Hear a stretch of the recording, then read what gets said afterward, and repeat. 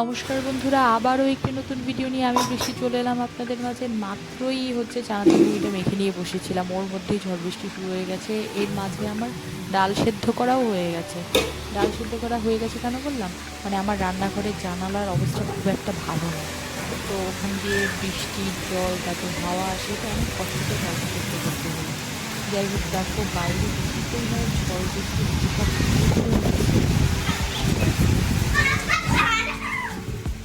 এর মধ্যে আমার মা করতে করতে নাচতে নাচতে চলে এসছে। ঝড় পড়তে বস, ঘরটা গুছিয়ে পড়তে বস গিয়ে। কোনো নাম নেই, তার কেটে গেছে, যা যা যা পড়তে বস মিঠি। এদিকে আমার ঢ্যাঁড়স ভাজিটা হয়ে গেছে, গরম ভাত হয়ে গেছে, ডালও সম্বার দিয়ে দিয়েছি। মেয়েকে পড়ার ধরবো বলে ডেকেছিলাম, এই তো পড়তে বসেছিল, ও হাসছে ভিডিও করছে বলে। যাই হোক, তারপর হবি।